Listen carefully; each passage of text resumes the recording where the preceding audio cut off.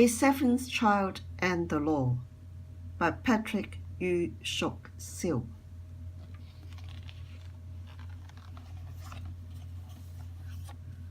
The case of the suicide pact. There are those who believe in the jury system, and there are those who do not. I have no reservations about belonging to the first camp. It is not without good reason that the jury system has survived the test of time in so many parts of the world. Its strength lies essentially in the fact that so long as humans cannot avoid misjudging or being biased from time to time, it is far less likely for all the members of a jury acting jointly to err than a single judge. However, this view is not always shared by judges, some of whom have no faith whatever in juries. One particular judge in Hong Kong, who is no longer with us, said publicly more than once that if he had had his way, he would have abolished the jury system altogether. He was known to have thrown down his wig and stalked out of courtroom whenever, contrary to his expectation, a not guilty verdict was returned by a jury in his court. In the 1970s, he was a member of the Law Reform Committee. Just because he disapproved of the jury's verdicts in a civil law suit involving the law of passing off, in which he was not even the trial judge, he immediately set about amending the relevant provisions in the Code of Civil Procedure governing jury trials. As a result, it is almost impossible nowadays to have a jury trial in our courts in ordinary civil cases other than libel actions. It seems that it had never occurred to this particular judge that he was only human and could have been wrong instead of the jury, in at least some of the instances where they had disagreed with him. Besides, the overwhelming majority of our witnesses, especially in criminal trials in Hong Kong, are Chinese who give their evidence in Chinese. Although in those days the only official language of our courts was English, and all evidence given in Chinese had to be translated into English through a court interpreter. The advantage which a bilingual juror must surely enjoy over an expatriate non-Chinese speaking judge in being able to put a proper interpretation on crucial intonations or inflections of Chinese-speaking witnesses could hardly be overemphasized. I'm not pretending for a moment that juries have not returned strange verdicts. They have. But so have judges.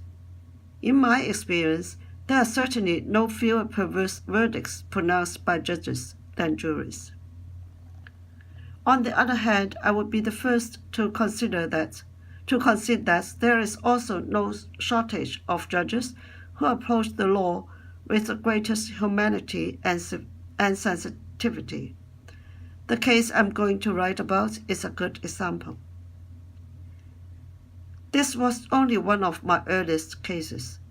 I can no longer recall the name of my client or the year in which the relevant events took place, but I shall long remember the hearing date, which was 27 December.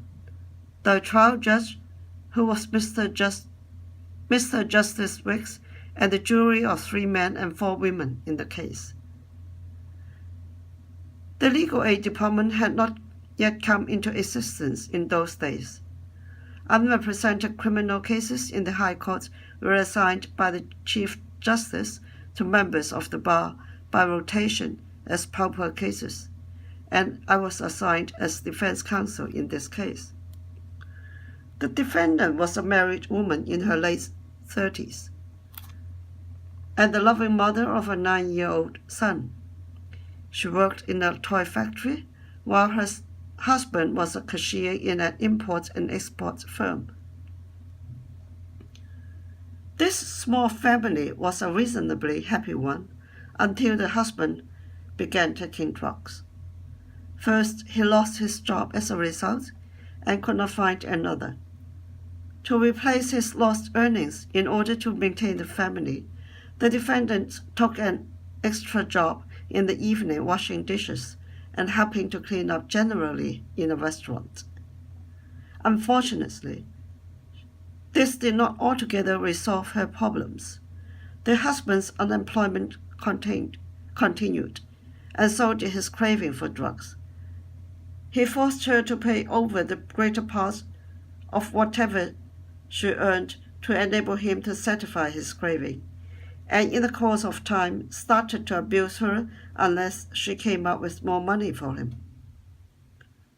As time went on, he became more and more violent and demanding, and she less and less able to cope with him. When one day he threatened her with a knife to make her agree to be a call girl in order to provide yet more money for him, she could not withhold her misery any longer, and confided in a friend of hers in the factory where she worked. To the defendant's utter amazement, her friend revealed that she was experiencing a similar fate in her family. The mother of a 6-year-old son, she too was being maltreated by her husband, who would beat her unless she gave him every dollar she earned to buy drugs. Recently, he has similarly tried to force her to stoop to prostitution just to provide him with more money. This was indeed beyond forbearance, and the two women decided to end their misery by committing suicide together in a hotel room. Each woman wrote a parting letter to her son, explaining what had caused her to take this tragic step, apologizing for not being able to look after him anymore, and expressing the hope that he would grow up to be a better man than his good-for-nothing father. They then locked themselves in the hotel room, and each consumed a full bottle of insecticide. Their moaning and groaning after drinking the poison attracted the attention of the hotel staff, who broke open the door and rushed the two women to hospital. The defendant surprisingly survived, but her friend died. In those days, if two people agreed to enter into a suicide pact and one of them died, the survivor would be chargeable with murder, hence the trial in this instance. It might seem hard to charge the survivor of a suicide pact with murder, but the circumstances of suicide pacts could vary substantially. This state of the law would be more than justified in those cases where one party would benefit materially from the death of the other, and would thus be motivated to persuade the latter to enter into a sham suicide pact, so that by surviving, the former would be enabled forthwith to collect the benefits, for example, a scheming younger heir luring his rich and sick uncle to enter into a suicide pact with him. However, in the absence of any such sinister motive, one might expect the law to follow a different course. In those days, the death penalty for murder was mandatory. In appropriate circumstances, the governor could, of course, either commute such death penalty to a jail sentence, or even grant an executive pardon for any conviction and sentence. Before the trial, prosecution counsel Graham Smith invited me to consider advising the client to plead guilty to the charge, as there did not appear to be any defense. In that event, he promised that he would secure an executive pardon for her from the governor. I thanked him on behalf of my client, but told him that I would prefer to try to get her acquitted on the charge, because I genuinely felt she should not have been prosecuted in the first place. Graham's niece regretted that whether my client should or should not be prosecuted was unfortunately no longer a decision within his power to make. All the same, he wished me and my clients the best of luck in the case, adding that his promise to secure an executive pardon for the defendant would still hold good, even if the jury should return a guilty verdict against her. The foregoing dialogue between Graham's niece and myself told me two things. First, the decision to prosecute my client, in spite of the tragic circumstances of the case, had obviously been made by his superior officer, who then headed the prosecution section of the legal department, and to whom, no doubt, the Attorney General must have delegated their prerogative power to decide whether or not to prosecute. Second, opinion within the department was obviously divided as to whether the decision had been rightly made. After her discharge from hospital and pending trial, the defendant was detained at the Lai Chi Kok Remand Prison for female prisoners, where I visited her on two separate occasions. The first visit was undertaken with the primary object of meeting her and scanning the material facts of the case with her to make sure that nothing had been overlooked on which the eventual result of the trial might hinge. This was duly done. Although the defendant could tell me nothing new in connection with the case, I was happy to learn that a Jesuit priest had visited her time and again, both in hospital and at the remand center, and had succeeded in inspiring in her a totally fresh outlook on life. Apparently, he had prevailed on her husband to accept treatment for his drug addiction at one of the government clinics and arranged for periodic visits to be made by a Catholic social worker to the defendant's home to attend to some of the more immediate needs of her 9-year-old son. It was evidence that despite the tragedy which had overshadowed her life, the defendant's tender feelings for her husband still lingered, so that she readily welcomed the news of his willingness to submit to treatment. She also found warmth and comfort in the knowledge that at any time she secured her release from jail, a suitable job would be waiting for her at one of the Catholic institutions. It would certainly appear that her vain suicide attempt and all these subsequent happenings had given the defendant new courage to grapple with the harsh realities of life, as she kept asking me when she would be allowed to go home and be reunited with her son. I had considerable difficulty explaining to her the nature and gravity of the offense with which she stood charged, and consequently why no bail could be granted. She was at a loss to understand why she should be charged with murder at all, as her attempt at suicide was aimed merely to put an end to the misery and pressure to which she had been subjected, and she had never intended any harm to come to anybody, especially to her dear, unfortunate friend. Now that she had returned from the brink of death, she was very disturbed to hear from her fellow inmates at the remand center that she would be hanged if convicted, and hastened to inquire of me if that was correct. I assured her that although the penalty for murder was indeed death by hanging, she had in fact already been promised an executive pardon in the event of her being convicted.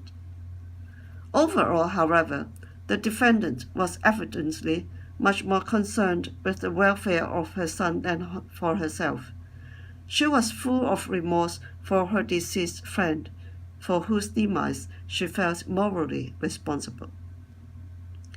She was such a loving mother and devoted wife, and such a simple, decent woman that my heart truly bled for her. Thus, at the end of the day, I was more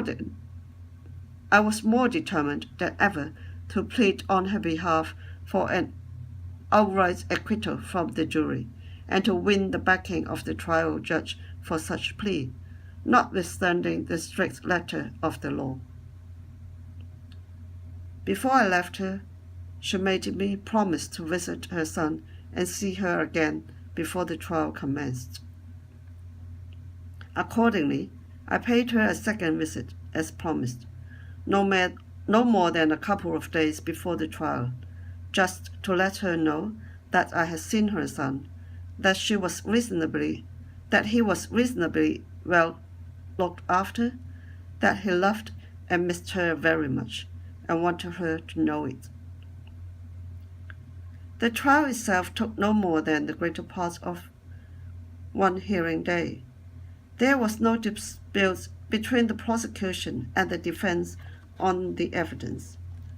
The jury was told the story of the respective tragic lives of the defendant and her friend, and the unfortunate chain of events which led to their being found unconscious in their hotel room.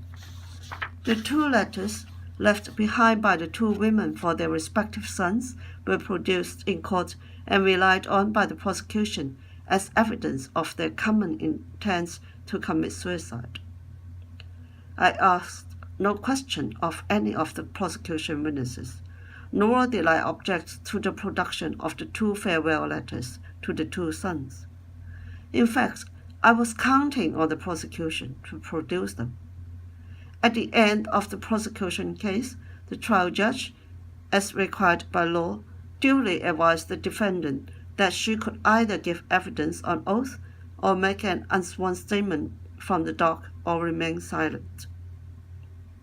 The defendant elected on my advice to remain silent.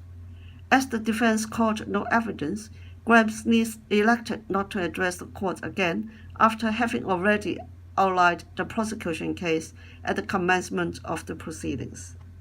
So the time arrived for me to speak up on behalf of the defendant. I began by reminding the jury how the devotion and loyalty of the defendant to her family had only been rewarded by her husband's cowardly and despicable attempt to make her a prostitute, thereby forcing her to resort to suicide as the only escape from her misery and misfortune. Tragic and touching as those incidents were, none could match the impression made on the jury by the letter which the woman had left behind in the hotel room for her son. She was obviously no scholar, nor would her letter qualify as a literary work. But this fact only served to underline its simple, heart-wrenching appeal, because every line in it was genuinely packed with feeling, and every word would obviously come from the very depths of her heart. As I read out this moving message of lingering love and impending farewell from a devoted mother to her beloved son,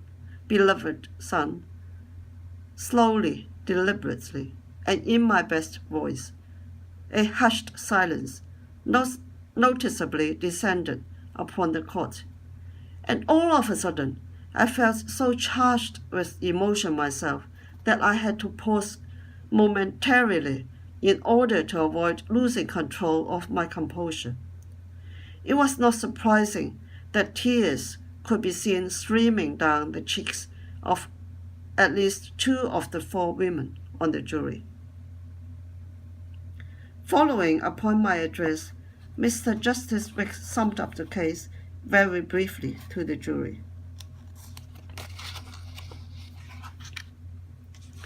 Mr. Justice Wicks had been a chartered surveyor before he was called to the bar and eventually became a High Court judge.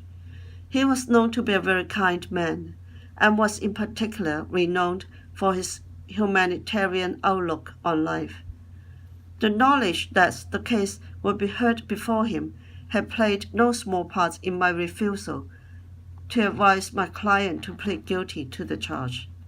I was banking heavily on his sympathy for the poor woman to back up my plea to the jury for an acquittal. As things turned out, he did not disappoint me. Mr. Justice Wicks not only told the jury that he agreed with every comment of mine in the case, he expressed positive regrets that the Attorney General had seen fit to charge the defendant at all. He directed the jury that although on the undisputed evidence, the proper verdicts in accordance with the strict letter of the law would be guilty as charged. No one could question their exclusive rights to return an alternative verdict if they thought it would be more appropriate in the exceptional circumstances of the case. In other words, he left it altogether open for the jury to return a not guilty verdict. Not surprisingly, after the briefest consultation on the bench with his fellow members, the foreman of the jury announced a unanimous verdict of not guilty in favor of the defendant, who was accordingly acquitted. Immediately after the defendant was discharged, all 7 jurors walked over to our side of the court to wish both the defendant and myself a happy new year, and my client in particular a joyful reunion with her son and the best of everything to follow. As the court adjourned, Graham's niece also came over specially to offer me his congratulations. He then turned to tell the defendant that although she was lucky not to have been convicted, he was more than pleased with the outcome of the trial. Needless to say, the defendant was gratitude itself, as far as I was concerned. She tried to find words to express her thanks, but simply choked with emotion as she held my hand. I cannot recall any other suicide pact survivor being charged during my 30-odd years of practice in our courts. In the aftermath of the case, I wrote and spoke to the Director of Social Welfare to make sure that the best would be done for my client and her son, as well as for the son of the deceased woman. I am happy to say Mr. Justice Wicks and Gwen Smith both did likewise. The law was changed somewhat in 1963. Today, the survivor of a suicide pact would only be chargeable with manslaughter. I would reiterate that the crux of the matter appears to me not to be whether the charge should be of murder or of manslaughter. The prerogative vested in the Attorney General to decide whether or not to prefer or proceed with the charge against a defendant is a discretionary power, which necessarily implies that the manner in which it is to be exercised must depend on the particular circumstances of each case. I simply cannot visualize the circumstances of any suicide pact in which the survivor could be more deserving than my client in the aforementioned trial to have the Attorney General's discretion exercised in her favor in not preferring a charge at all. Obviously, I was not alone in holding this view. To say the least, Graham Smith's offer of an executive pardon even before the trial, Mr. Justice Wicks' summing up in the case, and the jury's instantaneous verdict at the end of it were all unmistakably resounding echoes of that view. Last but not least, I welcomed with open arms the happy ending to the very sad real-life story in that trial, not only as a possible new landmark in the life of my client, but more particularly as a complete vindication of the jury system in which I have always placed such great faith.